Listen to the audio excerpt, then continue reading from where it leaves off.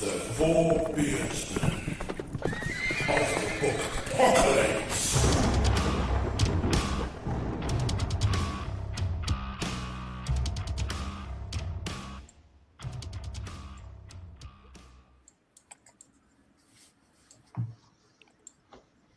Hello. Hello. Welcome. Everyone. We're here with Jeremy Szal. I feel like it's a long time coming for Jeremy to be on the podcast. So welcome, It really man. has, yeah. Thank you so much for having me. It's a pleasure to be had. Our pleasure. We're with the normal reprobates, David, Charlie, DB, and myself. But hey,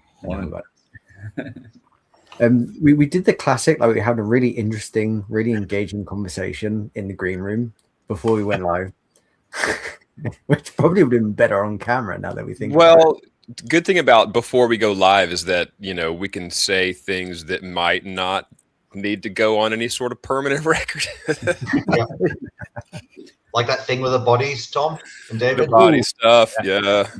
If you'd like the gossip on that, sign up to our Patreon. No, just joking. Patreon. It's not worth going to jail for, Charlie, for like $5. It's not worth I know. It was the ego got the better of me. Yeah. You guys ever hear of the extreme geocaching?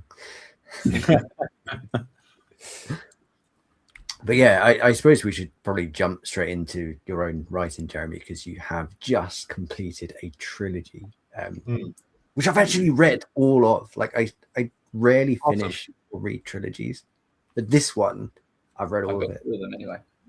Awesome. Well, technically, I've listened to 2 of the books. I was about to say, best I can do is I'm on chapter 3 of. I just got it. The other. You can't even see it because of the reflection of all the tabs that I have open. But it's definitely Stormblood chapter 3. I just started it the other day. Awesome. Good so far. It's awesome. Well, that's good to know. Terrible. I feel like I turned up and you guys are like, "Yeah, Jeremy, it sucks. Why the hell did you write it?" We're going to talk about anything but your books today, as it turns out. You're here to apologize. Yeah. Hey, Jeremy, where did it go wrong? I was born. But no, I mean, you must be feeling pretty. I don't know. Like, how does one feel when one's finished a trilogy? Like, relieved, glad, anxious, like all 3? It's all 3. I mean, I'm obviously delighted that I've crossed the finish line, that it's over, and that it's now going to be preserved in perpetuity for anyone to read. And, you know, based on the prior sales, like tens of thousands of people, you know, are going to or have experienced this little savage little world that I've cooked up in my bedroom, but my writing desk. But at the same time, you know, I started writing Stormblood in 2016. I think I was 20. How old was I? I was like 21 at the time, and I'm nearly 30 now. It took me 2 years to sell, and obviously I had to write it. It took me 2 years to sell, 2 years for it to come out, and then there was the sequels, and you know, some of the sequels gave me more grief than others. But ultimately, yeah, all these years later, it is done, and I'm immensely grateful that I've been given the chance and that I've had the response that I've had. But at the same time, yeah, like I'm very happy to move on to other worlds. And so with this book, I think this is the last book about Waka Hokusawa. His journey's done. Will I return to the world later on? Possibly, but I do want to move on to other places. And I think that it hasn't all come at once. Okay, it's over, it's done, it's, you know, you've completed it. It comes in like in waves, like it's like staggered. And especially now that I've been doing all these interviews and, you know, gearing up for release and doing stuff like that, it's become a bit more, I guess, yeah, it becomes a little more staggered, and it hasn't really sunk in yet. I guess it might be real when I actually get my author copies. We'll see.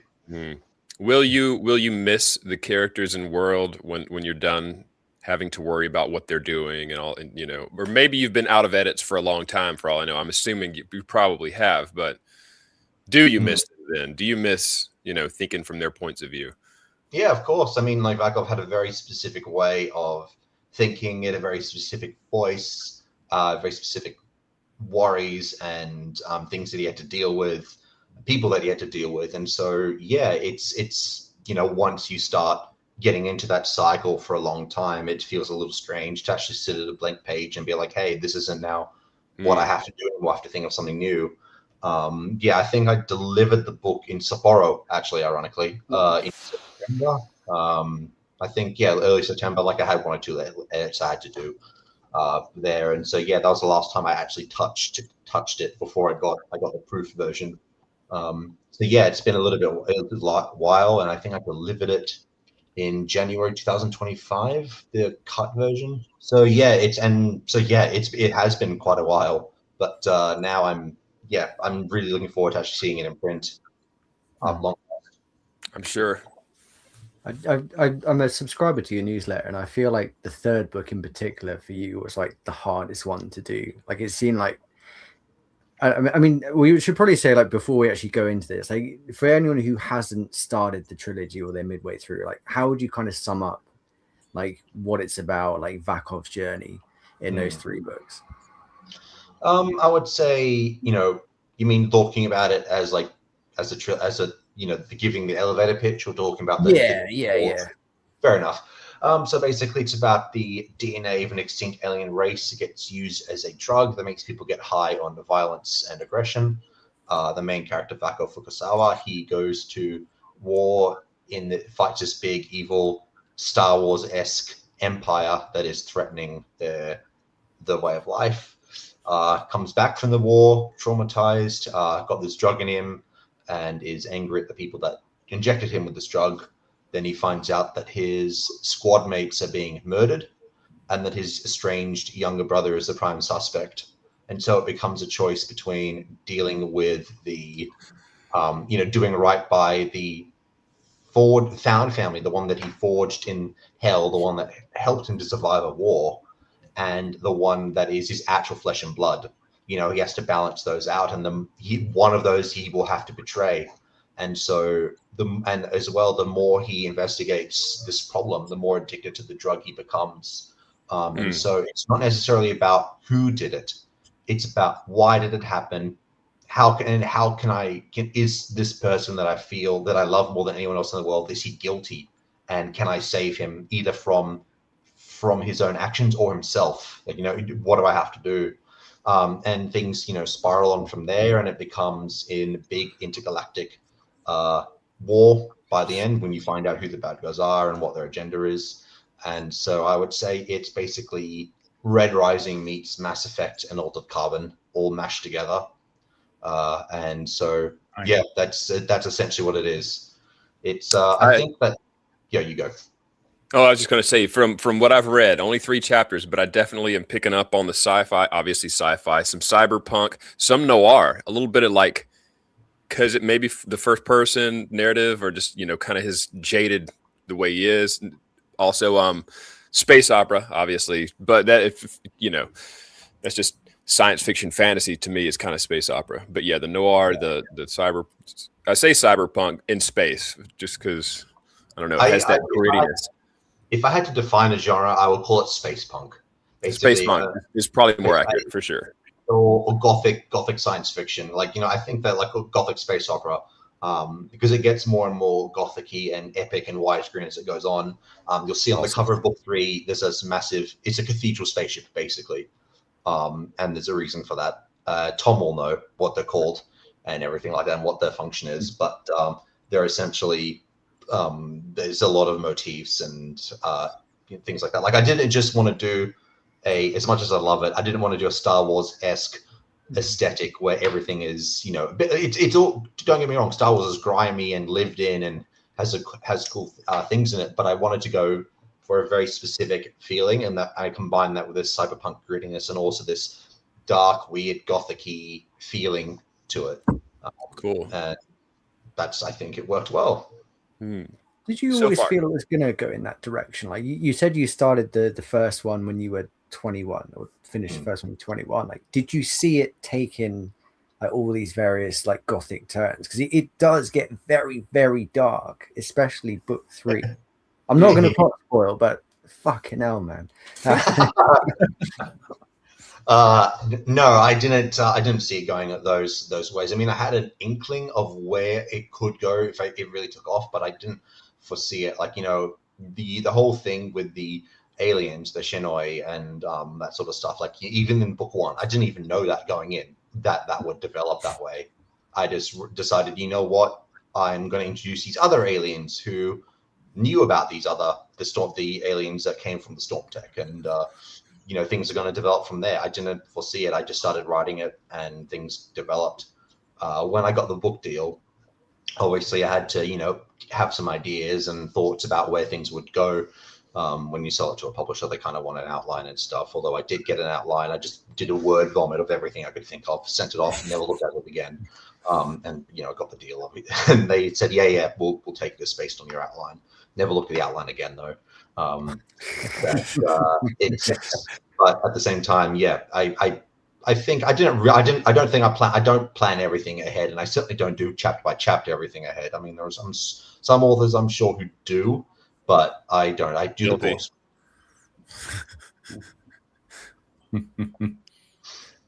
Yeah, I saw that. I did see that you.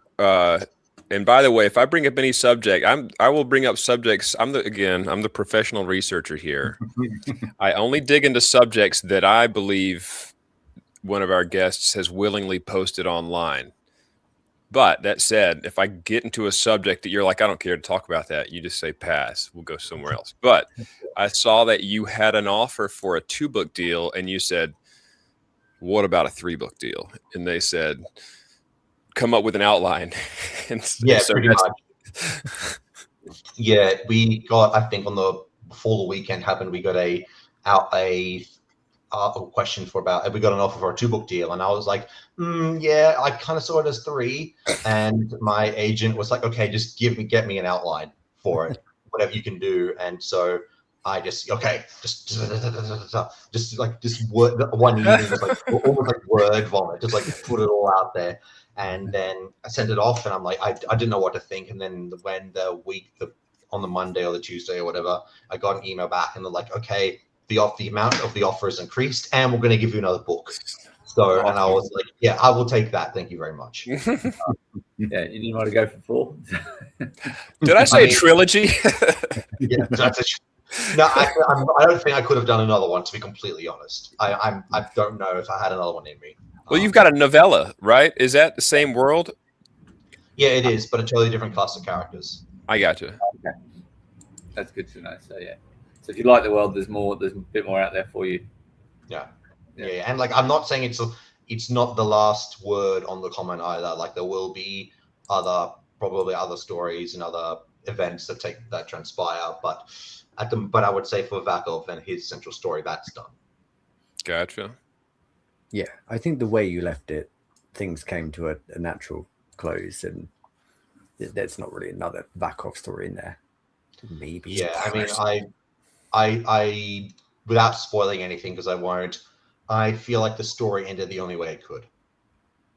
I don't see it could have ended any other way. Like, this is the natural conclusion. If I tried to do anything else, it would just not work. There is that brief moment at the start of book 3 when you think the story of Vakov is going to end very, very quickly anyway. So I feel anything else was a bonus. Book 1 starts with him like just minding his own business, and then next thing you know, he's caught and he's about to be filleted. No, what's the word they use? What's the word they like? Flayed. Flayed by was it jackals? They want to cut him out of his armor and get inside the squishy bits. Like, first chapter. I love a book that opens up with like, oh shit, we're in it now. Yeah. I mean, to be fair, he wasn't minding his own business. He did go off and steal from the guy. That's true. He shouldn't have. He wasn't just, sitting around. He wasn't watching TV. Yeah. That's a different story. A cozy start. But yeah. Yeah. It's Dungeon Crawler, Carl. So are you writing now, or are you having a break? No, I certainly am writing now. There ain't no rest of the wicked. I have a first draft of a book already done, but that book needs some major changes, structural developmental changes, and it's taken me 18 months to really figure out what those are, but I finally did. So I'm working on that now. I also am working on another side project, one I'm probably going to self-publish. It's I don't want to say too much about it, but it's epic fantasy, secondary world set and with a very not a different sort of character and a different sort of relationship dynamic. It's very different from my usual fare, but also you could probably see a few similar traits in there. I don't want to talk about it too much, but Sure. yeah, there are lots of things brewing in the oven. Are there specific things that inspired that forthcoming fantasy, epic fantasy? Yeah, I'd say works of Scott Lynch, Adrian Tchaikovsky, Joe Abercrombie, a bit of Baldur's Gate, I would say. I've been in there as well. Yeah, it's not something I didn't plan and outline it. Like literally, I started working on it, and when I was like struggling with this other book, and I was sitting in the library, and I'm like, you know what? I'll just write this. Maybe who knows? It'll just be a short story. But then it developed, and I'm like, okay, I've got something here. Maybe it'll be a novella. Then it got even bigger. I'm like, okay, now this is going to be a whole novel. And so, yeah, the characters he leaped off the page and were like, come on, bitch, what are you doing? Sit down and write me. And so I said, yes, ma'am. Yes, sir. I will do that. Was it a decision to sort of not to change genres, or just to do something fresh and different? Do something fresh and different. The book that I'm writing now, the one, like I compare this to Star Wars, and this is, quality notwithstanding, because the comparison would not make sense at all. The main book that I'm writing now, the one that I want to get trad published, the one that I've already done, that's like the big epic movies, the blockbusters, like Star Wars movies that you see in cinemas. And then this other side project is more like something a little bit smaller, like something like The Mandalorian or even Andor. Again, quality notwithstanding, because Andor is one of the best damn things on TV I've ever seen. And some of the Star Wars movies, less said the better. I would say that that's kind of like what it is. In terms of genre, in terms of like scale. So the big thing that's coming out, that's also a bit of a change in genre. I don't want to say too much. You will absolutely recognize some tropes and some world building facets, but I will say that it's not set in space. That's all I'll say. Okay. But the second one, it is essentially secondary world fantasy, the other smaller fantasy project. I just needed a break. I don't really see myself being the sort of person who just continues to write the same thing over and over. I'm certainly not done with space opera. I'm not done with because it's my first love, science fiction. But the story for the first book, it couldn't be written in space. Like it demanded something else. And I tried. Like I already have a first draft of it being written as a full-blown science fiction space opera, like Sun Eater, like Red Rising, that sort of setting. But it just didn't work. There was something about it was like it just wasn't working for me. It wasn't working. Book, so I had to shift gears, as it were, and so I finally found out what the problem is. I've got to go and make it happen. I've got a question for you. You'd mentioned your agent earlier. In 2021, I was searching for a developmental editor for my book. I had every intention of self-publishing. I was looking for a developmental editor, and I found a guy online named John Gerald, and he appeared to have tons and tons of industry experience. And so I was lying in bed. I was like, it was one morning. I said, I'll just shoot this person an email.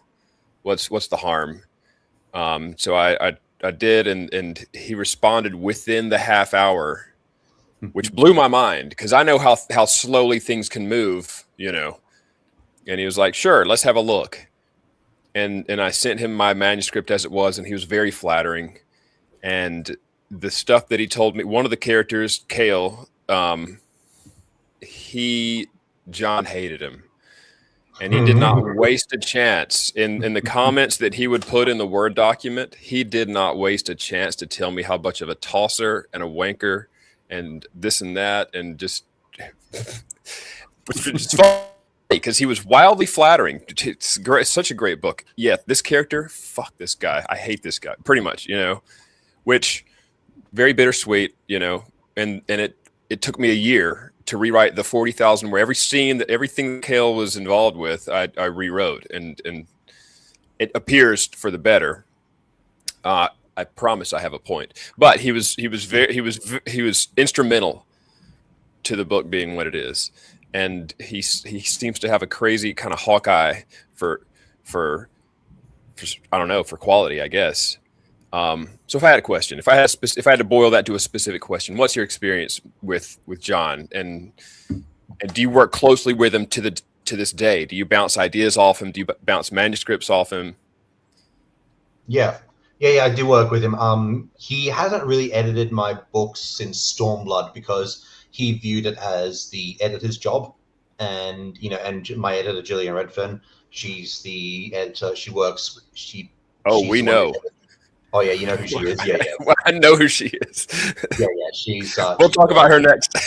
She's great. Well, she's fantastic. But I don't really work too closely with him. Although for these next few books, I have given him ideas, like specifically about the genre, one that wasn't too sure about genre, and he was pretty helpful in saying to me, okay, I do see this as a problem. This is absolutely working. I don't have a problem with this at all.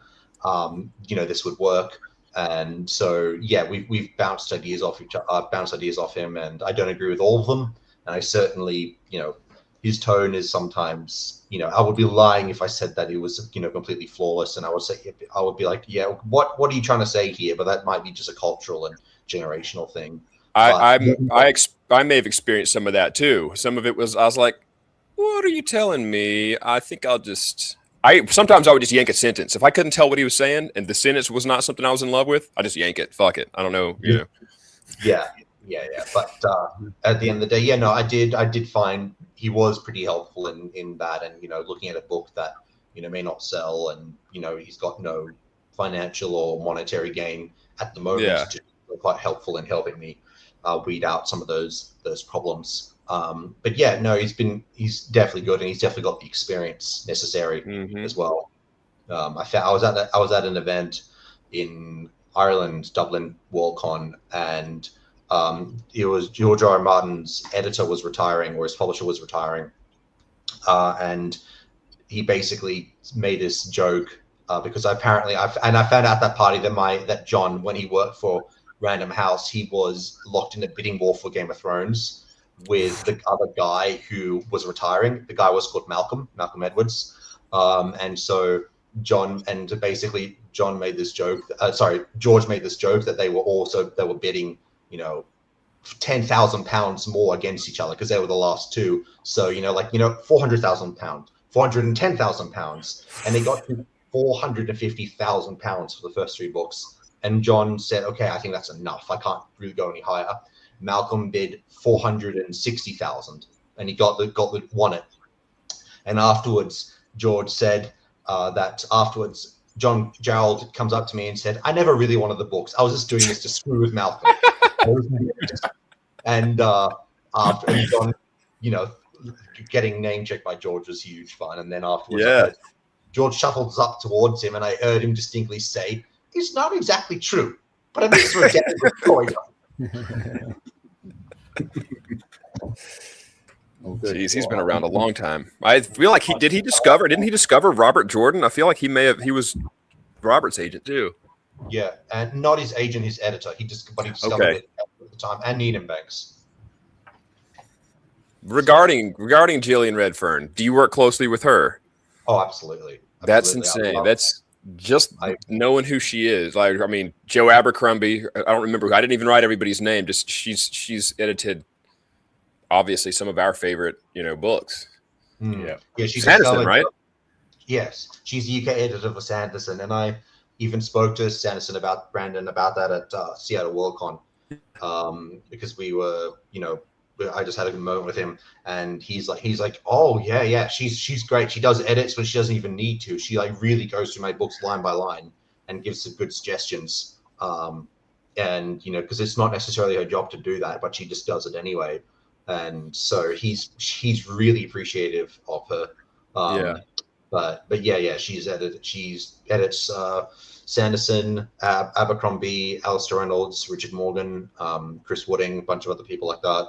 Stephen King, possibly. I think she may have done something. Maybe not. Joe Hill. She used to edit Joe Hill, but she's married to him now, so it's a bit hard for that to work. But no, King is not published here with Glance. I gotcha. Okay. But his son was.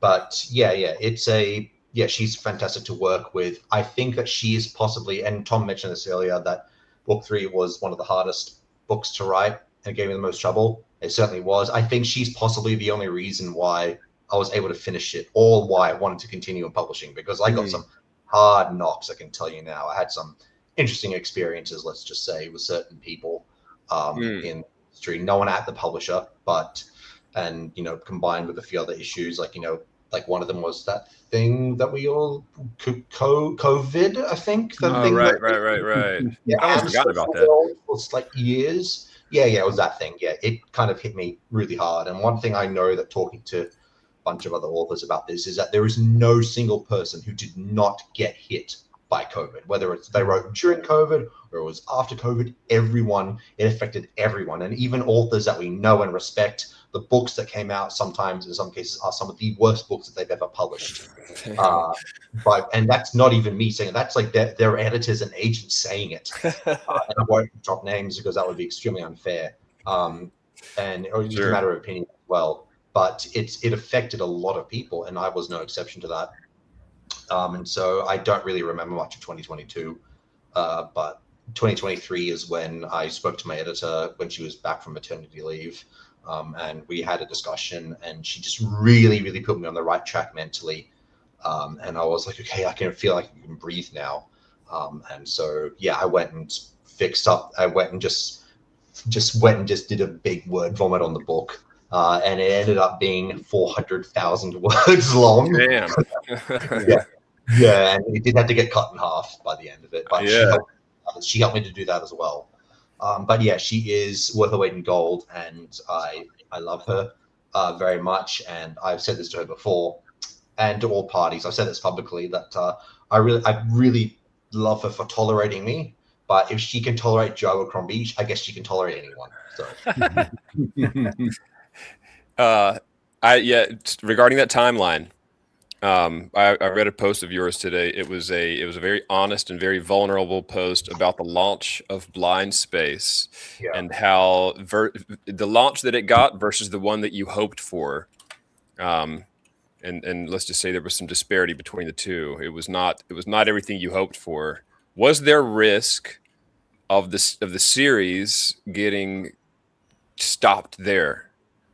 There always is, because like honestly, publishing is insane at the best of times, right? It is like one of the most obtuse,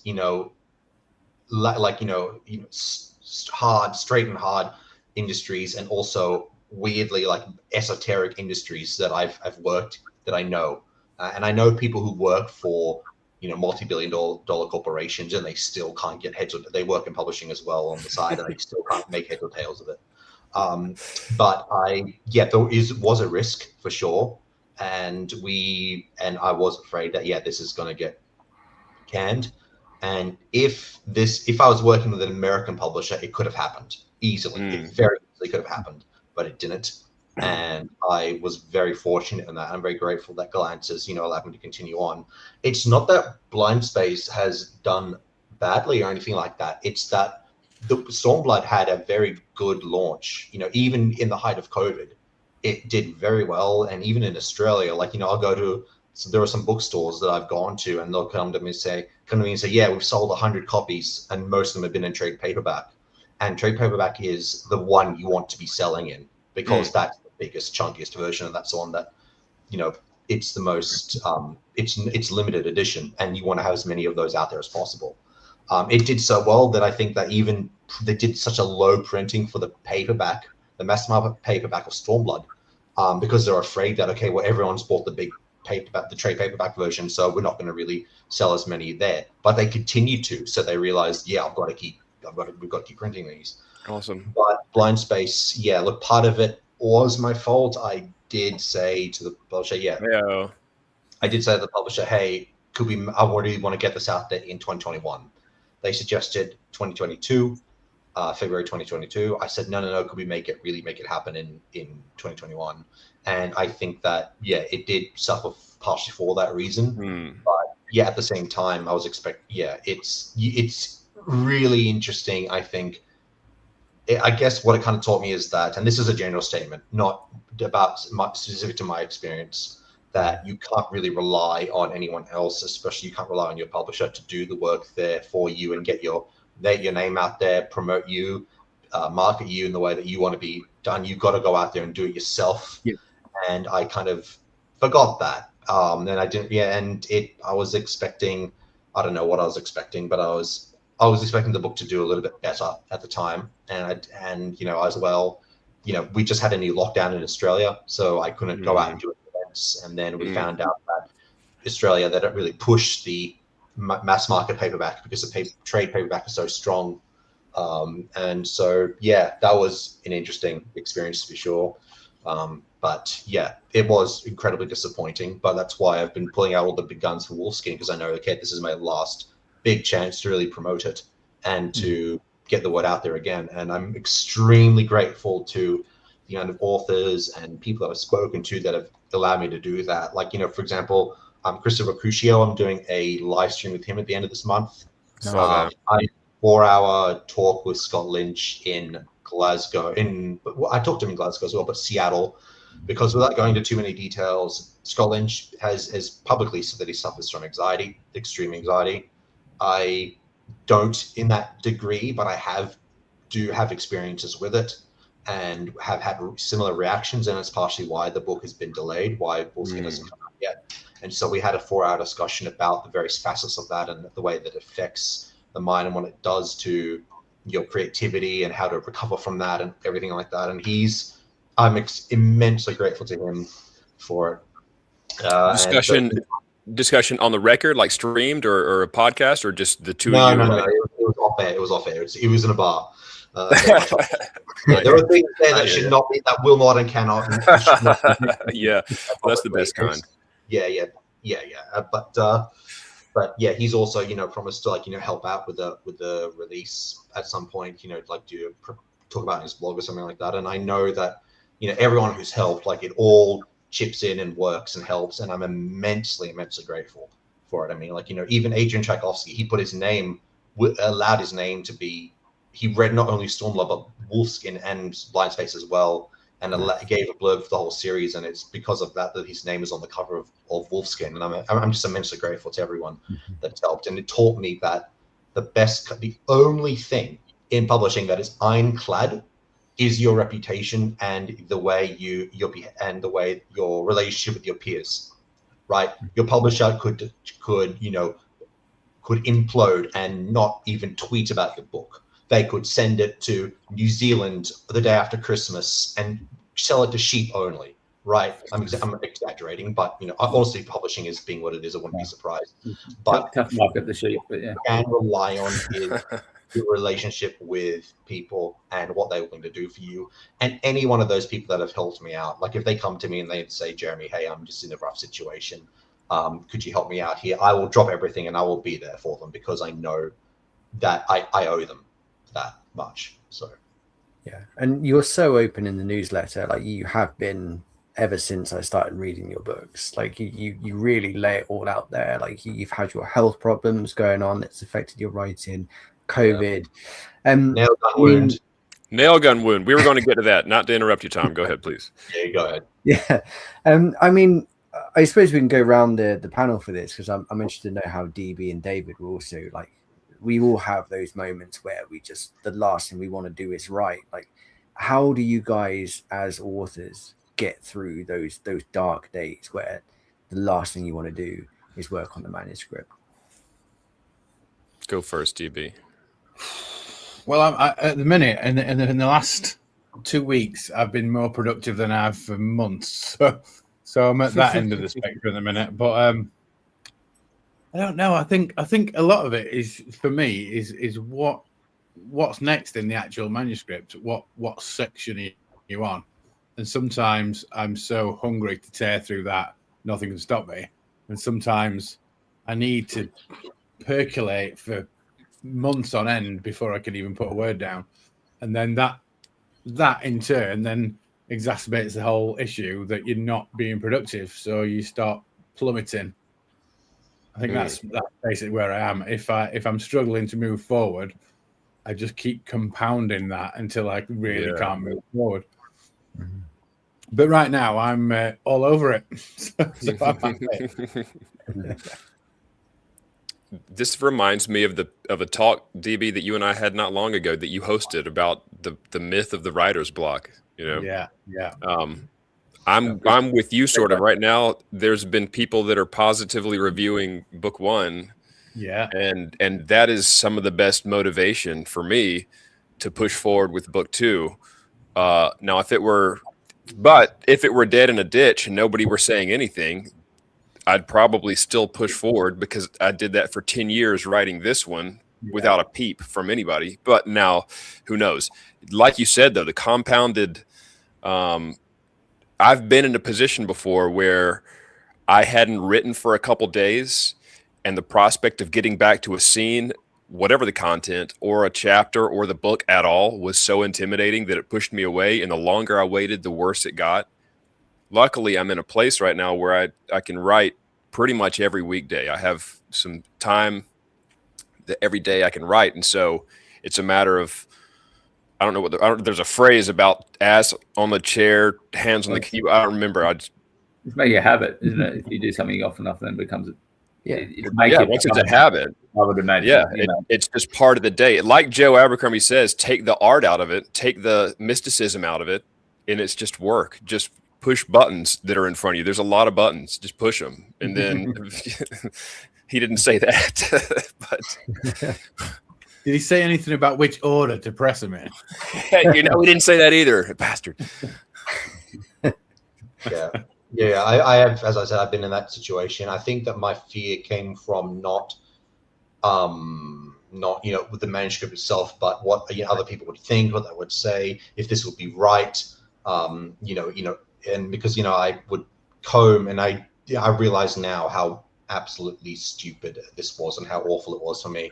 I would go to see, okay, if we had any more ratings or reviews for Blindspace, each morning, and then sometimes I go and see a negative review, and it was like getting punched in the face. It would be like, okay, why am I sticking my hand into this plastic bag that's full of has 1 or 2 pieces of candy, but it's also full of wasps and spiders and snakes. And probably drop there. I don't know. Why am I doing this to me? Like that's what combing for reviews is like. I remember reading a post just recently that Veronica Roth had written, the author of Divergent, and she's obviously had experience with negative reviews. She sold 40 million copies of her book, her book series, and that she says, like, even a fraction of that, even if 5% of 1% of those people who didn't like it go online to tell you that they don't like it, that is still that is an insane amount of people. That's an insensibly large. It's a city. Yeah, it's a city. It's 40 million people. Like that's twice the population of Australia. Like it's crazy numbers. And and she said that she felt for a long time that she had to almost apologize to people. Like, yeah, if you're going to start my books, maybe just don't start with that one. Do this other one first. And she was even almost internalized. Okay, it must be bad, because if that many people are saying this to me, and so she felt like she had to roll the punch for it. But then she had to come around to the fact that, I'm still happy with this book. It's still mine, and I still am happy that it's out there the way it is. And I think that's partially what I had to get my head around, like, not to shut all those other voices out, whoever they came from, and say, okay, this is my book. It's my story. It will be done my way. And this is the way I want it to turn out. And if you don't like it, that's more than fine. You can go and read something else.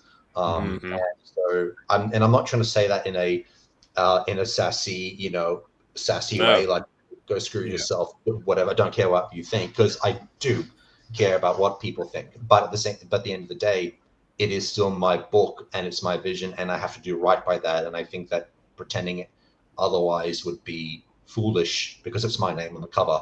Yeah. And that's one thing I can confidently say, that I stuck by my guns, and that especially with Wolfskin, that every word is the way that I wanted it. And even if there was one word that got changed in some process, I'll be like, nope, that's not the word I want. I want this one. This is what I want the sentence to unfold. And so I really had to do that. And this is what I'm doing now with my other books, this new one, you know, and I know some people might frown when they look at, what is this genre? What is this approach that you're taking? I'm like, it doesn't really matter to me. If that's the view you take, pass on it. You don't have to publish it. I'll go to someone else who understands me. Again, this is not trying to be angry and frustrated and cynical.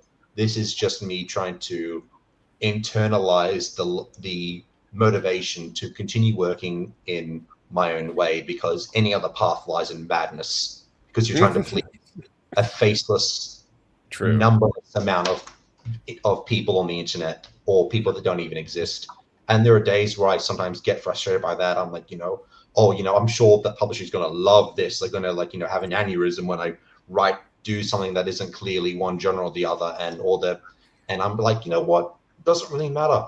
What matters is that I'm enjoying this, and this is my vision, and then it gets out the way I want it to. Yes. I think, that's a good point, especially with the reviews. I have not had the pleasure of opening up one of the, Amazon, Goodreads, whatever, and coming across a well-worded, very long and detailed 1-star review. And so until I do, I really can't say how chipper and happy I am with anything.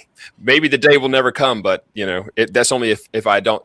I assume if it ever is to amount to anything, it will absolutely attract its fair share of 1-star, brutal and honest reviews. If you're not upsetting someone, you're doing something wrong.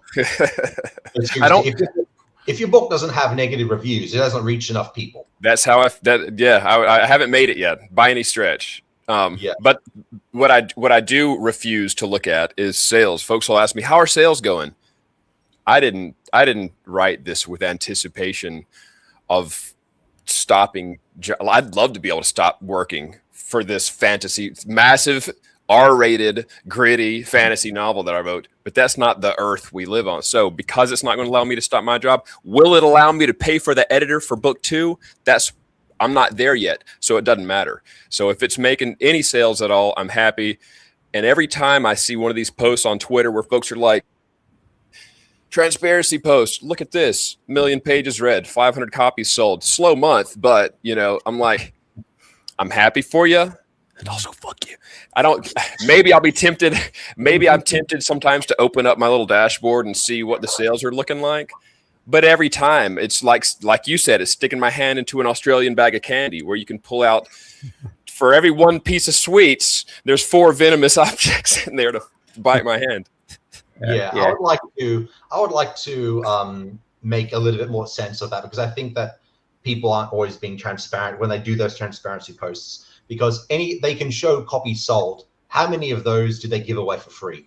How many had a 0 price tag? Yes. Yeah, I sold 500 copies of Scream and Blue 1 month, but because I gave it away for free. And I posted all these subforms, free ebook. 90% of those people downloaded it and probably will never look at it. They never see it. Saw it was a book. But yep, I've got it up here. Pages read. You can. That's how do you put? Yeah, I've read 1 million. Someone's read 100,000 pages. How much did you make? $13. It's very easy to skew, and I think that it's also difficult to really gauge the full amount of what it's doing. And I think that for sure, comparing yourself to other people is madness. It is. Genre is different. When the book came out, it's different. The audience is different. The way you were published is different. Whether you were trad or self-published is different. My sales, if I was self-published, I would be swimming in gold. But because I'm not, it's not. I am nowhere near as doing well as some other people are. I'm certainly doing better than quite a few others. Right. But I'm only bringing this up as relevant to this conversation. No, it's fine. But it's only, you only get to see the surface, and that surface, there's so many factors that impact it. Yeah. Right?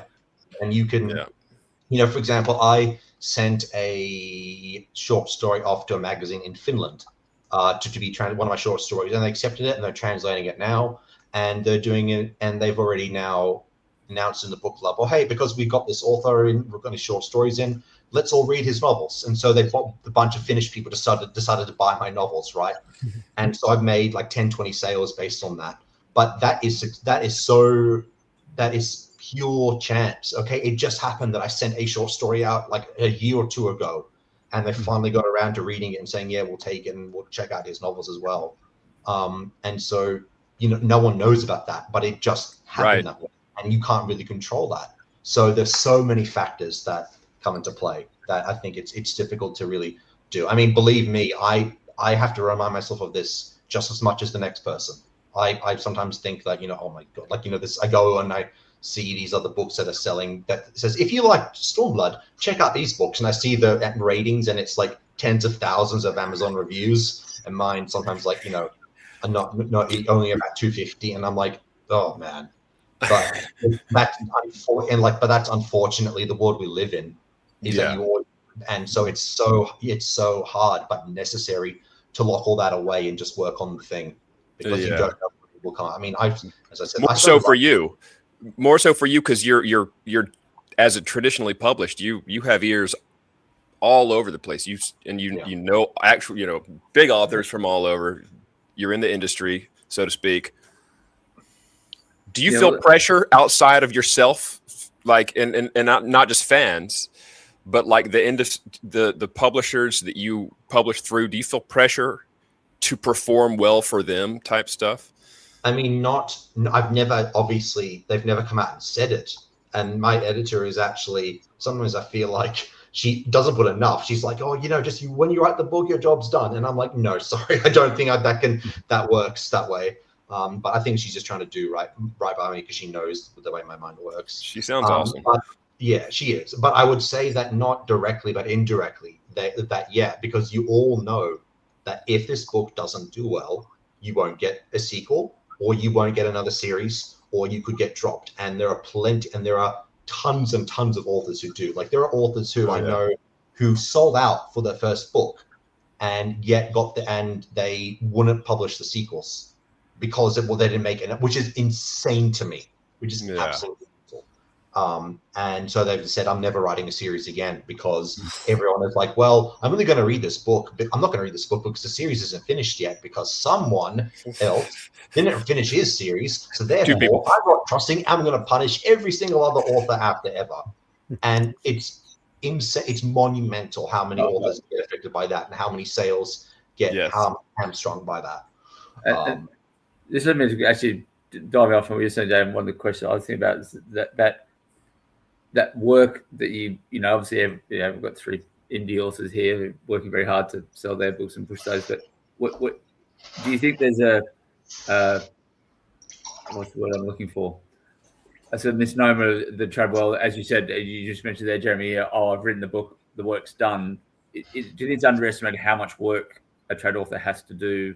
Outside of writing. Oh yeah, absolutely. I mean, look, to be fair, I think the amount of work that a trad author has to do is still far less than an indie author. If you're indie, and I've self-published books, so I know, so I'm essentially a hybrid author, so I know this. You are completely on your own, and you have to really like, you know, I've gone to Sweden and Denmark, and I've seen my books there, and I've done signings, right? That would never happen if I was self-published, never. You know, I've gone and like I've self-published a collection, and I have blurbs on it from Garth Nix and Adrian Tchaikovsky and people like that. And there's still bookstores that will come to me and they say, look, we're not going to take it on because even though you're also a trad author, it's still an indie book, and we just don't want it. And our store policy is that we just don't take them on because we'll open up the floodgates. And you know, whether that's fair or not is, you know, matter of perspective. But at the same time, I think that whether you are trad or indie, you still have to do marketing, and you still have to do everything within your power to get your name out there. What you don't have to worry about is distribution. You know, you get distribution. You like, you know, I've had photos from people all over the world who have said, oh, hey, here's your book in a little English, in an English language bookstore in France or in Tasmania or in, you know, in a Hong Kong library, right? And there is no way I'd be able to get my books there by myself, right? That's the massive advantage that trad has, is that you get distribution, and you get the same distribution channel, and you're on the same catalog as the people as Stephen King and Lee Child and James Patterson, they all go in the same catalogs and they still show to people, booksellers, okay, this is what's coming out this month. And this is the sci-fi book that we feel that we really like, right? And I know that in Australia, especially, that Stormblood did pretty well because of that, because the publisher was excited for the book. And so that's why it had pretty far-reaching range. But regardless of all that, yes, you still need to put the work in. And I think that it's a myth that you can just kick back and say, yeah, I wrote the book, job's done, everyone else will take care of it. There's still a lot of work to do, and you still posts to make and signings to go to and events to organize. It's a pipe dream, to be completely honest. And bearded podcasts, you have to stoop to be seen on. That is true. Although I'm delighted to be here. So I don't mind. Despite the early hour. That's so I was going to try to gracefully make a segue sort of thing. Let's see how I do with it. We talk a lot about indie publishing, as there are 3 indie published authors that are permanent on this podcast, and we talk about the pros and cons. And I don't like to say one's better than the other. They're just different. And as much as we're able to say, whatever pros, or not pros like the writing, but pluses, benefits there are to being independent, which I won't try to name them, whatever they are. But it is cool to see that you, for example, you as a traditionally published author working with Jillian, getting translated all over the place. I have no idea how to get my shit translated. I wouldn't know where to start. I've had 17 languages now. And, good God. And if your book has any amount of style versus just very vanilla Sanderson level prose, I bet it's harder. Which yours does. It's not the book, it's short stories. I've not had the novel's not been translated yet. Yeah? Yeah. Although I'll use that when I'm talking with my sub-agent who sells to Asia, we're talking about it. But yeah, continue. And then, and lastly, here comes a segue. You get invited and flown out to places like Worldcon. I don't know how to pronounce Chengdu Worldcon 2023. Yeah. And then obviously also Glasgow, Seattle. But it sounds like the China Worldcon was kind of the pinnacle of your career so far, possibly. It's the highlight of my career. It's the honor of my career. And I'll show you what the magazines look like. Just one sec. I've got them here. Cool. The man's come prepared. No, they just happen to be on my shelf here. I just happened to had it right here. Excuse me. This is Science Fiction World. This is a magazine that they have the biggest distribution market in China. All the short story markets in the West, so Analog, Asimov's, Clark's World, all those ones, they have more readership than every single short fiction market in the West, 3 times combined. Right? They have they have a distribution of over 1 million every copy. They're the people that publish the 3-Body Problem. Yeah. And I've had, I think, 6 translations with them now. I just sold my 5th one to them. And so I was, really, really happy with that. And I think the first one was in 2016, I think, as well. So I've been part of the furniture there, as it were, and so they know me. So when Chengdu Worldcon was happening, in July, I think I got an email out of the blue from one of my editors there, and she's like, hey, so we're having this and we're inviting people to come, and we're more than willing to help, give you all the help necessary to get here, all expenses paid. And I was like, did you get the right Jeremy? Is it? And so I had to talk about them, and I was still thinking, I'm like, no, surely this isn't going to happen. Surely I'm not going to be able to go to China, right? But then when they started asking for my passport information and gave me a signed letter, an invitation that was signed by the mayor of Chengdu himself. And Chengdu is the 4th biggest city in China, by the way. And the mayor is a fan, like he's a science fiction fan. And he was at Oh Worldcon. my God. And I sat a few rows behind him at one of the events as well. And I saw him scrolling Twitter at the time, which was Twitter's banned in China, so that was fun to see. VPN on his phone. And so everyone knows that everyone does that. Everyone does it there. Everyone knows funny. it. They just say it. China's interesting that way. But yeah, it was the best event I've ever done. I got flown out there. We were treated like royalty. I think I had I signed about 700 copies, 700, not on my books, but like signings. Because I accepted the Hugo for Adrian Tchaikovsky, and so he won, obviously. And so after that, I think I was like signing. I was up on the platform with all the other Hugo winners. And I remember people coming up to me and say, "Hey, can I have a photo with you? Can I hold the Hugo Award? Can I do this?" And I was like, "Yeah, sure. You can hold it. You can do this. You can."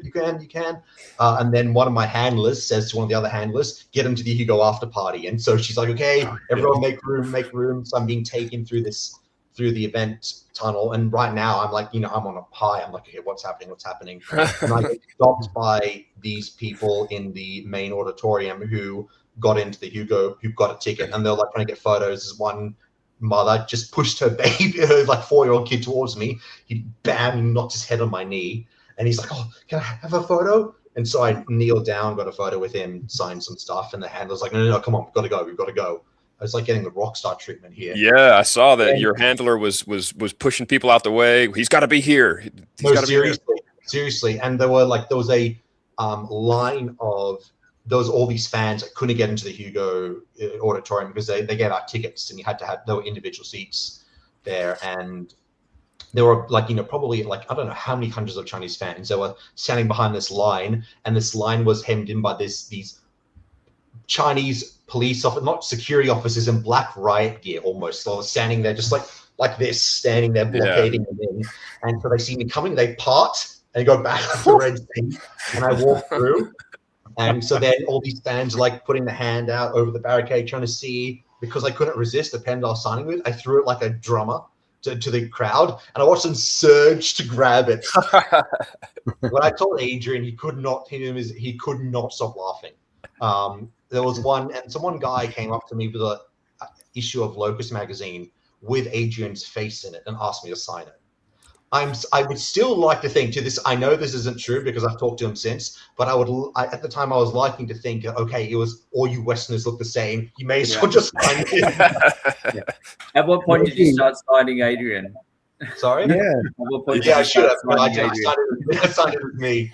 But no, look, overall, I mean, besides that, and that was obviously extremely cool. It was extremely great to be there, to meet the fans, to come to, I met, people who realized who I was. Like, most people didn't know who I was, but I met people who did, and they came to me with these issues and are like, "Oh, I have this at home. I'll come tomorrow. Could you sign it?" And I was like, "Yeah, absolutely." And I went and signed for them. The first day I was there, we got taken on a tour of Chengdu, like the old town, the touristy old town, that we saw, got to have hot pot in the middle of the city and stuff like that, which is extremely cool. And in the hotel lobby, there are these two guys there, and they come up to me and say, "Are you a science fiction writer?" And I said, "Absolutely." They got photos and everything, and they looked at my name and were like, "Wait, hang on, you're Jeremy?" And I'm like, "Yes, I am." He gets out his phone. He says, "Are you in this magazine, this issue?" And I'm like, "Yes." He flips it out, and he goes and says, "This is my illustration. I did the illustration for your story." Whoa. Yep. Never in my wildest dreams that would happen. It was so immensely cool. And those little microcosm experiences were repeated like 100 times. It was just so immensely cool to be there, to talk with fans, see what Chinese fans are passionate about, see what their industry is like. It's immensely gratifying, and I'm so immensely honored that I was given the chance to be there and interact with them. And I still have friends there that I talk to this day, and that I will never forget how cool it was. I mean, even just giving the chance to see China, to go there and travel. Like, here in Chengdu, it was next to Tibet, so it was quite deep into the country. It was incredible, and I, to this day, like, I'll do anything to. I will never be able to repay them for what they did, but I'm immensely grateful that I got the chance to do it. So your novel, the trilogy, is not translated to Chinese right now? Not at the moment, but bro, that's got to be a priority, right? We are working on it. I've spoken to my sub-agent. We will be doing what we can. Yeah. But because I still to this day, I don't think I'm a great short story writer. I feel like long form. I mean, seriously, I think long form is is where I shine. I don't think that short fiction is really my domain. And so, yeah, I'm very much hoping to get a novel published out there. It's interesting. I had some mixed messages from certain people. Like they said to me, well, you know, it might be a bit difficult with the level of violence and the use of drugs. You know, it might be difficult to sell in China. And I was like, I was just there. They're selling Game of Thrones and Joe Abercrombie's books and China Mayville, and they're selling Cyberpunk 2077 comics, which just won the Hugo in China. And Cyberpunk 2077 isn't even technically available in China, the game, and yet they're selling the comics and all the and all the merch for it and links to buy the game through other forms there. You cannot possibly tell me that they have a problem with it. There's nothing. You're going to need your good friend, the mayor of Chengdu, to put a word in. Yeah, maybe I will. But yeah, I talked to my sub agent about it. He was like, yeah, no, that's not true. They don't have a problem with that. No. Yeah. I want to know if there's been like a rock star throwing the pen moment at any of the cons that David and DB have gone to. Because I know you guys constantly. For a second there, I thought you were talking about David and DB Weiss, the creators of Game of Thrones, and then I was like, no, probably. But yeah. Tom, the biggest moment for me was when I finally got to the Westin in Dragon Con looking for Joe Byrne, and he said, "Oh, over here," and that was it. That's pretty rock star, right? But I don't remember his name. I never remember his name because he goes by a different handle on Twitter. But I had said something on Twitter about, if you meet me, say one of these phrases from my book and I'll hand you a copy or something like that. And so somebody comes up to me and he says, with no like pretext, "Go get my spear, you fucking goat."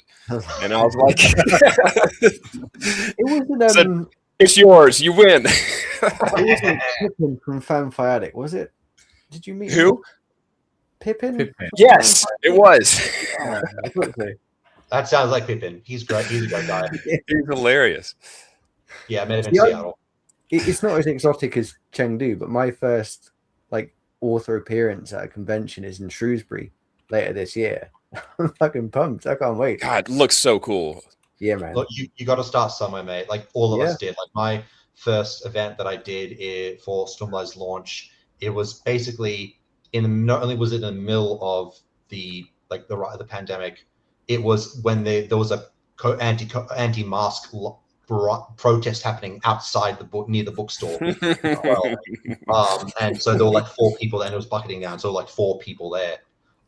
So yeah, mate. And so yeah, it's look, but honestly, it's not always the amount of people; it's the passion of those people that you get. Like I've done events with 5 people, but then we've gone to the pub afterwards, and we've all talked for like an hour.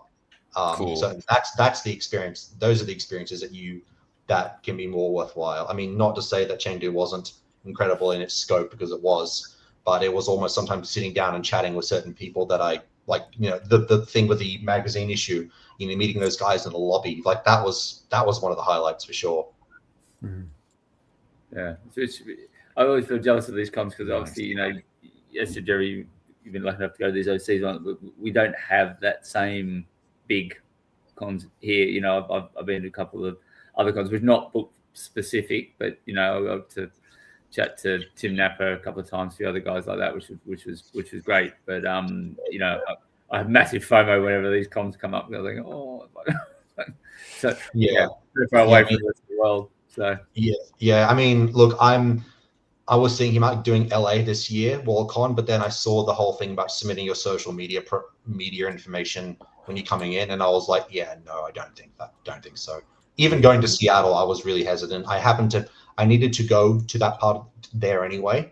I had something to do around that part of the world, and so I thought, okay, well, I may as well just do Seattle at the same time. WorldCon, that's the only reason why I went. But even then, I was like, do I really want to do this? Because I was like, am I going to get harassed at the immigration? And I was. Not as badly as some other people were, but yeah, I was interrogated for like half an hour, so that was fun. How so? Interrogated it. Not interrogated, but the officer led me in was like, so what are you doing? What are you doing here? What is your intention to work in the United States? Do you intend to work in the United States? Where are you staying? How long are you going to be here for? What did you say your name was? Like, over and over. And it was so frustrating. I was like, I didn't say this. I was like, I already told you it's all there. But they're like, no, I'm going to ask you again. Where are you staying? And I'm like, oh my God. Like, man, it's a science fiction convention. Yeah. Yeah. Weird. Yeah. Also when I went to Chengdu, I literally showed them the letter of invitation, and he took one look at it. He didn't even I don't even think he read that it was like signed by the mayor. He just like saw a science fiction, he just literally shoved it back towards me. It's like, yep, passport, yep, okay, go next. That was it. That's China. You said you mentioned in that post not only how diverse the place was with Egyptians, Iranian, just like everyone represented, but also how apparently in China they hold sci-fi in a way higher esteem, whereas here it's kind of a nerd obsession if at best, or kind of a way to waste time or whatever. It makes money for Disney. It makes money for Disney. Yeah. It's exploited by every other huge, movie, whatever. I'll explain it because it's actually really interesting. So over there, they view science fiction as a gateway to sciences. So, for example, in the same way that the X-Files encourage a lot of women to enter forensics, enter like the police force and stuff like that, the sciences in China, science fiction, they view it as a way to encourage people to enter STEM. For example, they'll look at a short story that is about aliens or languages or whatever, or engineering, and they'll say, okay, how does it show us about what languages look like in the future? How do we negotiate with other cultures? How do we build a space elevator? How do we build a rocket ship? How do we negotiate the way in which we communicate? And you watch a three-body problem, especially if you read the books, like it's very much about that. And so then they look at that as a springboard to say, okay, how do we actually talk about the future? How do we talk about our position within the future? Because the way that the Chinese view it, there is a future and they're in it. And to be completely honest, they deserve to be because of the way that they regard the genre.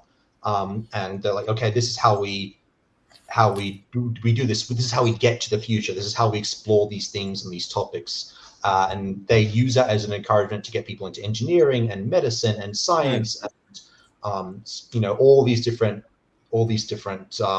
departments. And so then they use these stories and these novels and these movies. Basically, they study them in universities, and they get funding for it because they view it as encouraging people to get into the sciences. And that's exactly what they do. Because there's a lot of people that have studied it. Because one of my short stories that was translated into Chinese was studied in a Chinese university online. Like if you go on the WeChat, which is the Chinese, like I found out by going on WeChat that they study it, and I saw the screenshot of them all on the Chinese version of Zoom talking about the short story, and you could see these custom illustrations they did for the short story, and it was all translated. And I was like, man, I was not expecting this at all, especially as the story was literally about an ocean where that's filled with this alien consciousness, and hive minds get transmuted into this submerged into this alien sort of ecosystem, as it were, like a massive coral reef, as it were. And I was not expecting that to get studied in a university at all, but apparently it was. And so that's sort of stuff that they use. So that's why Chengdu had such big funding, because they were, for a lack of a better word, able to gaslight the powers that be in order to giving them this funding and giving them the space and money and allocation to talk about these issues. And there's no one there is lying. They love the genre, and they absolutely want to get people into STEM and science. And that although the federal government doesn't, the state government, they didn't really care. Oh, so they just thought it was a waste of money and time. The federal government, they just know that's making them money. That's it. Yeah. Like, yeah, sure, here you go. I mean, that's why the three-body problem was pushed so hard in China. That's why I think one of the Hugo winners for a short story, Chinese short story, she was later featured in an ad for a car. I don't know which one it was, possibly Audi, but she was paid the equivalent of like 100,000 USD just for that ad appearance, right? So they really push it over there, and that's why it's got such a huge respect, and that's why in China it was so pleasant to see that all the fans attending, a lot of them were younger, a lot of them were That's just right. You mentioned university age. I mean, no offense to anyone, but if you go to some of the other WorldCons, sometimes you can feel like, am I in a retirement village or what's going on? It skews much older. But these WorldCon, like, it was skewed much younger, and that's what delighted me about it, to see these new up and coming faces. I mean, especially as someone who is on the younger side as well. I was like, yeah, I'm with my people. Yeah, we get the point. Yeah. We get it. So DB, you need to start like translating. Like, how do you say residuum in Chinese? I don't want to even try. It might be offensive. Yeah, let's not get cancelled. You actually speak Chinese? No. Jeremy, you're learning Japanese. You appear to be, or at least trying to, despite that it's the hardest language to learn, apparently, or one of. Yeah, it is one of. Watashi wa mainichi nihongo o benkyou shite imasu. I am learning Japanese every day. Yeah, so that's what it said. Except we're going to go viral in Japan now, guys. That's good. That's what we needed.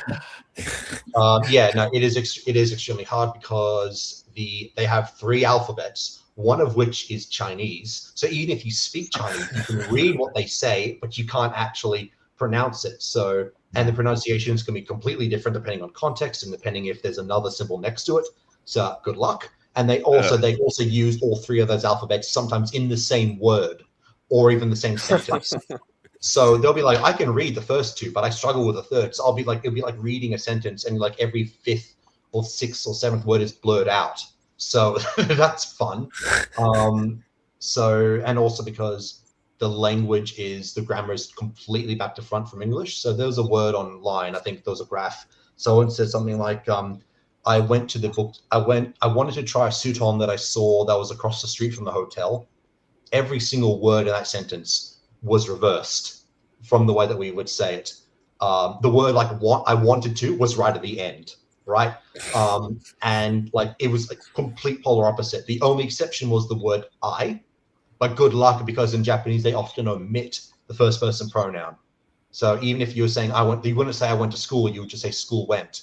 Even if you say to someone, did you go to school? You would just say school went question. You wouldn't say you a lot of the time. I see a bit of a parallel for us. You might be like, check the mail today. Saw a thing. Instead of I checked the mail today, I saw a thing or whatever. Which that's kind of slang though. That might be a little, I don't know. Yeah. Oh, it's even formally. Like if you were saying to someone, I walked to school, you would say, but you wouldn't say the first person pronoun, I walked to school. But someone would say, well, I drove to school. You would use the first person pronoun then to say, well, as for me, I did something differently. Yeah. Like I would say to someone I would say to them, I really hate kanji. I wouldn't say the first person pronoun. I would say kanji ga kirai desu yo. Like I don't like kanji, and they would say, oh, watashi mo kanji ga kirai desu. I also don't like kanji. So it's incredibly context dependent. So I think that's the biggest hurdle for me. But you learn to just become an autopilot after a while. I got to be honest. You're discouraging me a little bit from trying to learn Japanese because I've listened to the audiobook for Shogun. I don't know how many times, and to the point where I feel like I'm kind of catching on because he starts learning things like I understand.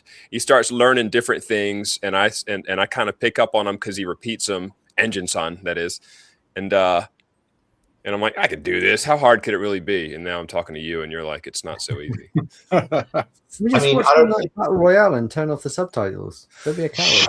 Immersion. That's right. Yeah. There's also polite. There's also polite and casual. And there's also extremely formal. Then there's casual but leaning towards polite. And then there's street punk. That basically the way people talk in anime. Oi, nani minten da yo? Like Like basically, hey, what are you looking at? Hand over your wallet, or I'll kill you. It's a good phrase to know, I'm sure. No one would actually talk like that out in Japan, and unless they're punks, which is the hilarious thing about learning Japanese from anime and stuff. Everyone in Japan is rough and edgy, and is like basically like so full of themselves and is so willing to kill samurai slash anyone that looks at them the wrong way. But over in Japan, everyone's like so apologetic and so polite, and if you step on their toe, they'll apologize to you. And so every Japanese person that I've showed like these rough words to, they're like, yeah, that's hilarious because no one here speaks like that. No one here speaks like that. I mean, people do, but not polite society. I was going to say, all you need to do around here, just go into any gas station and you can probably hear about the worst villainy. Maybe not in the small town where I live, but let's go a couple miles over to Atlanta. And yeah, you can blow your horn in the wrong neighborhood and you're going to hear the worst thing you've ever heard in your entire life, probably.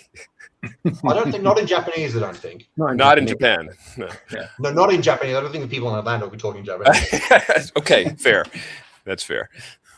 You got Earl down at the gas station down the road. Ah, arigato. Arigato. Cheers, Merle. Jeremy, can I ask you a couple of off-topic things? You may. I was doing professional research. Yeah. You're a Silk Song fan. And Hollow Knight? Is it, how much of that has to do with the publishers being Australian? How much of it has to do with the merit of those titles? Well, I think it's because the events of Silk Song and Hollow Knight all took place under an Australian guy's backyard within the span of a week because they're all insects. Yeah. So it's a documentary, just like Mad Max Fury Road. It all happened. That is one of the funniest thing about that game. You're playing it and you're doing this angelic battle with this ancient, just kind of like entity foretold through the legends. But you're bugs. You're bugs and you might even be underground. And the music is this like, choir. Yes. Yeah, I think that's an example of a world taking itself seriously through its own logic, and I really like that. Like, if they stopped every 10 minutes to say, "Ha ha ha, whoa, all bugs, isn't this hilarious?" It right, none of that. Of the experience, and it would be like, yeah, well, okay, you don't even take yourself seriously, and you're expecting to have all these, choirs and deep, rich lore and extravagant world building of this flowery purple prose dialogue, and you're just kind of also winking at the audience to show it's all okay. That you don't really have to feel too foolish because you're really engaging in this make believe child fairy tale. And I really don't like that. Like, I feel like it's condescending to the audience. Yeah. Sounds a bit like was it Michael R. Fletcher's Storm Beneath the World, which I don't know if anyone's read that, which familiar. Again, yeah, well, it's a world where there's sentient bugs and there's class between what type of bug you are and they live on an island that floats above molten, like the world is on fire below, which they don't really understand. But at no point do they go, "Hey, you're a bug." You're like, "Oh, he's a beetle and we hate beetles," or he's a,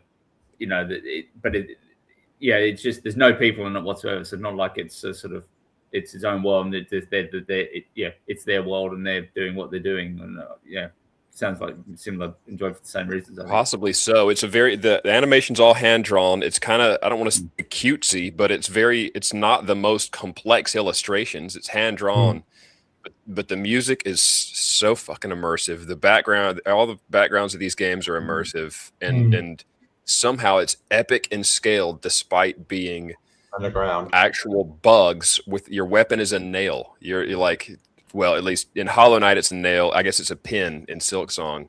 Yeah, those are some of my favorite games of all time. And I'm glad that Silk Song took as long as it did because those guys made that game for them. They did not cut corners. They didn't waste time. And when they dropped their like tiny published game, it broke so much of the internet. It's the GTA. It's a GTA of indie games. It outsold. Like, it sold crazy amounts of money, and they only put it $30. People willing to pay more. I would have paid more.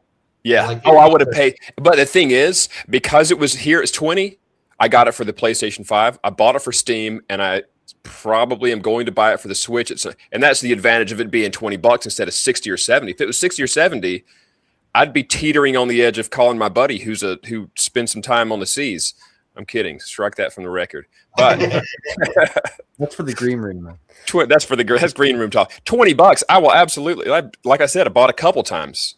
Yeah, I am all for even as a author, like, in terms of self-published stuff. I am all for putting my stuff out there a little bit cheaper, so it's more accessible, and so more people can get access to it. And that's why I love libraries. I want my books to me as many libraries as possible. I don't care that that people might go and not buy my book because it's available in the library. They just get it for free. I want them to be able to read it, and if it supports a library, then that's even better. Yeah. More of that, definitely. I have another topic, off quote unquote off topic. Right, So if you we're getting saw- off topic, we'll eventually get back to the topic. So it's all Maybe good. so.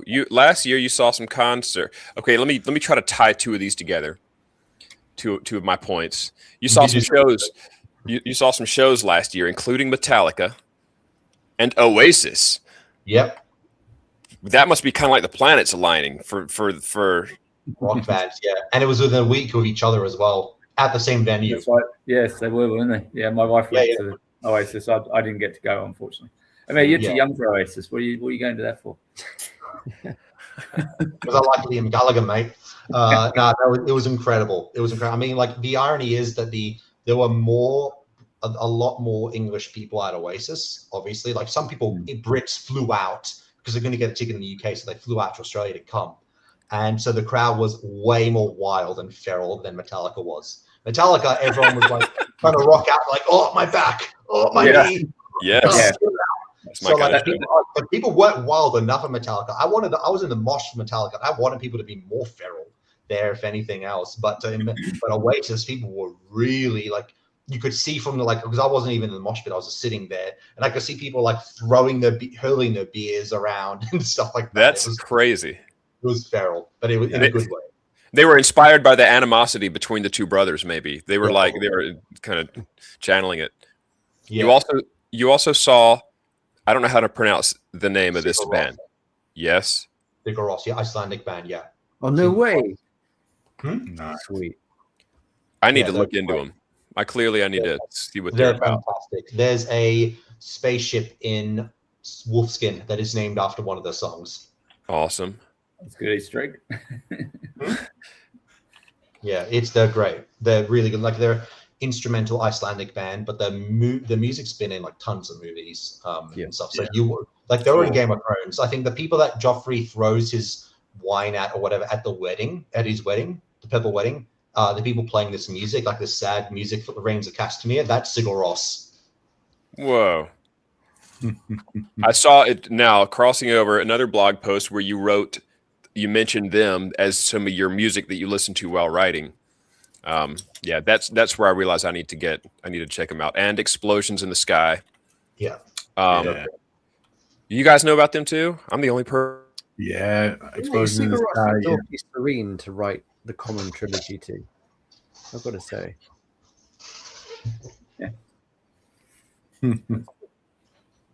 This is on. See, I think I could write to Sigur Rós. There's not a lot that I can write to because it's too engaging. But Sigur Rós is more a feeling. Yeah. And I can't write anything with lyrics on there, but when I want the emotion to swell, that's when I write it. There's a scene in Stormblood, the first book, that it's called Stormblood.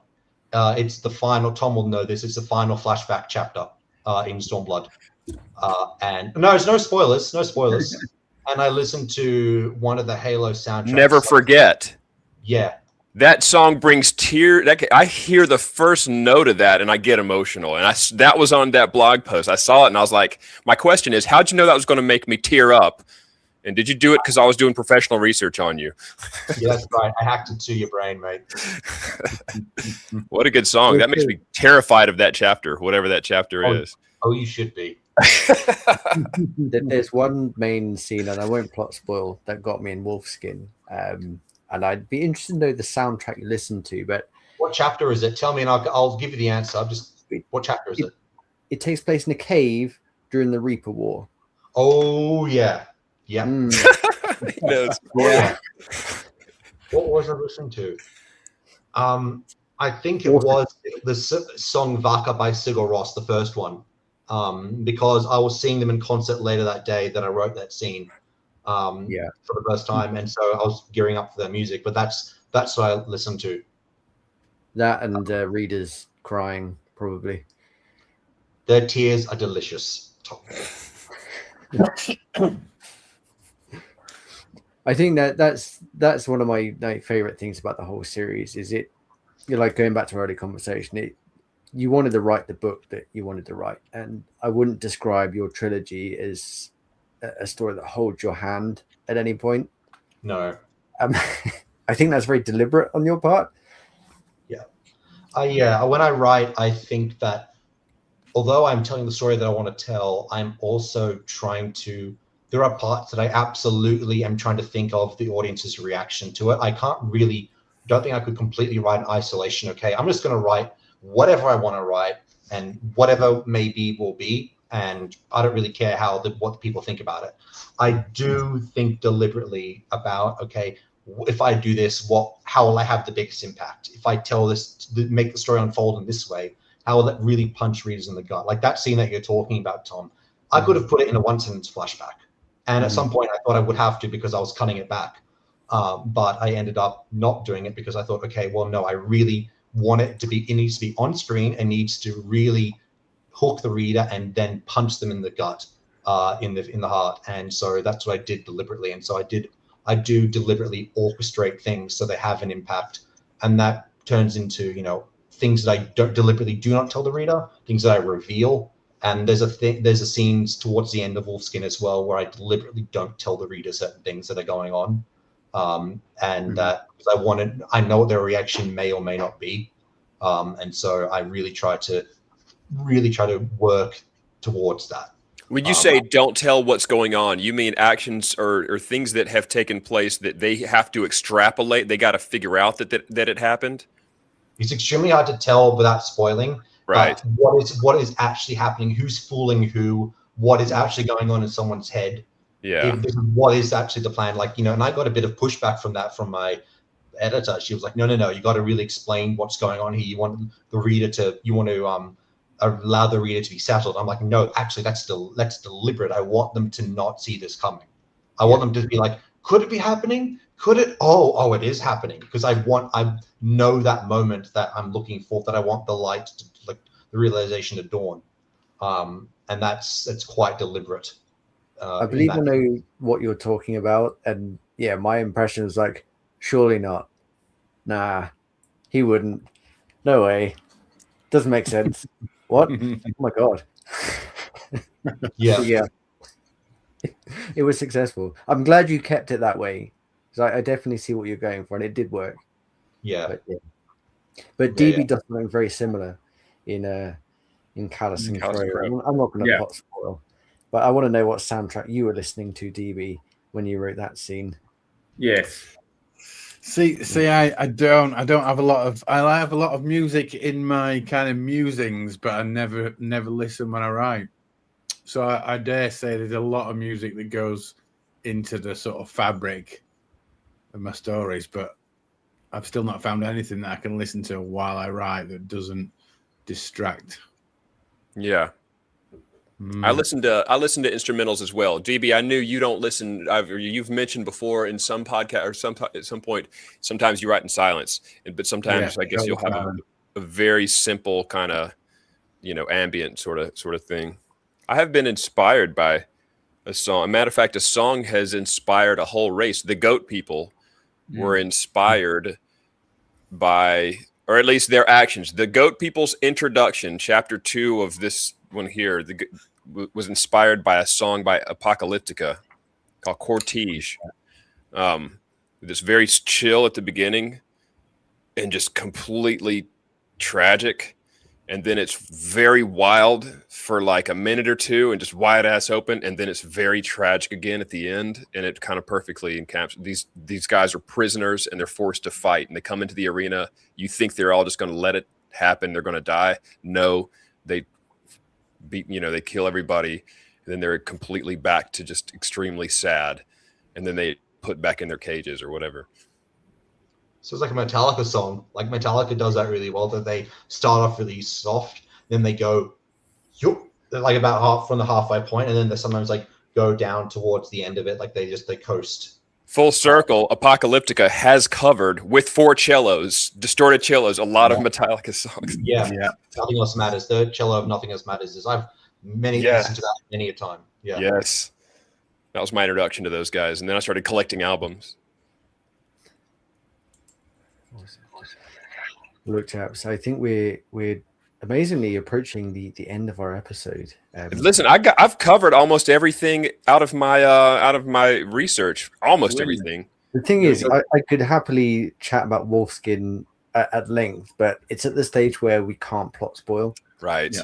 It's not released yet for the general audiences. So maybe we'll have to have Jeremy back where we can actually speak about all the details. Sounds good to me. My schedule is open. I don't have too much going on. So, yeah, I mean, no, I'm releasing a damn book. But, I am happy to come back. It's been a pleasure talking to you, gents. But before we get to, like, the closing question, we should probably say, like, if you're interested in checking out the Common Trilogy book, Jeremy, over to you. Like, where can you find your books? When can we expect Wolfskin to be coming out? So, yeah, you can Blindspace and Stormblood are already published. My novella Scream in Blue is available online, but if you go to my website and you sign up to my newsletter, you get it for free. I'll send it to you for free. You can also find my short story collection, Broken Stars, which has Scream in Blue in it. You can get that in paperback. You can get it pretty much everywhere as well, because it's got wide distribution, even though it's an indie book. And Wolfskin, the third book in the Common Trilogy, is coming out at the end of March. I think the Australian release date is 26th of March. International is, I think, is about 20. I think it's 26 as well. It's 26 as well, yeah. So, yeah, it's only not many days away. How many days? It's pretty coming up faster than I know. So look forward to it, and I do hope you check it out. It's awesome. Like, you did such a great job with it. And, yeah, I've loved all 3 books. I'm really happy I got to read all 3. And, yeah, it's well worth checking out. I've been loving the first book, and I know how I trust your agent and how much of an eye he has. So that means I trust the rest of the book without even having gotten to it yet. Thank you, David. They're just so cathartic and violent. It's great. Oh, there's a tagline I saw somewhere. I would die for my friends, but I prefer killing for them. Is that a tagline for book 3? That's a quote that's in the scene. And really good quote. Tom will know the scene that it happens in. It's one of those mic drop moments. I actually deliberately I came up with a few of those quotes, and I deliberately tried to find ways to work them into the book. Obviously, I didn't write a whole scene for them, but I did certainly look for ways for them to say them. And yes. I put that at one at the end of the chapter. So I know it's a mic drop moment, and I wanted it to have that impact. It's a good line. Nice. So I think final question before we go, and we ask almost all. I think that the cage match question is the appropriate one, if you guys agree. If you could choose Jeremy Szal, any author, live or dead, to face off in a cage match to the death, who would you pick? H.P. Lovecraft, because he deserves a beating.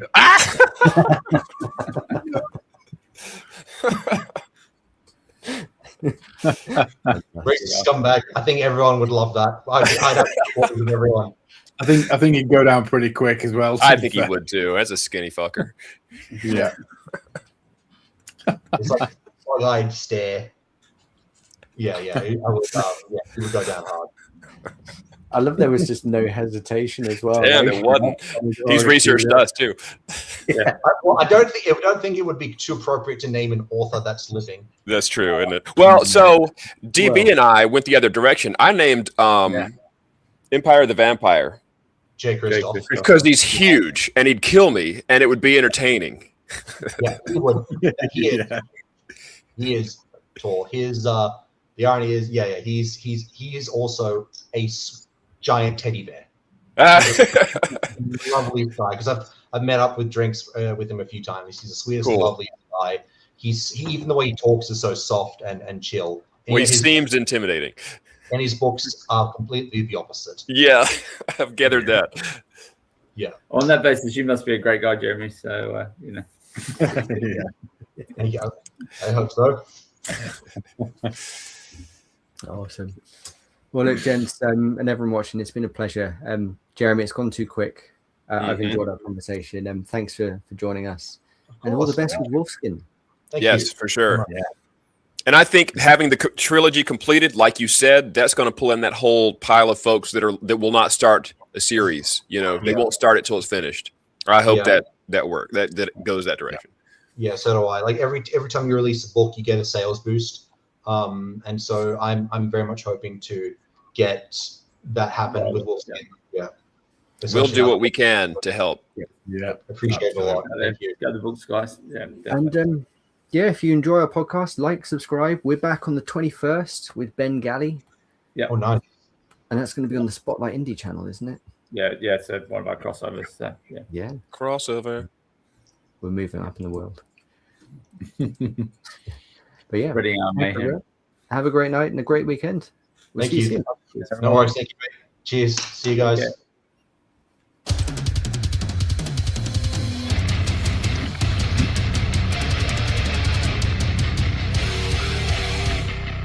You've been listening to the Four Beardsmen of the Bookpocalypse.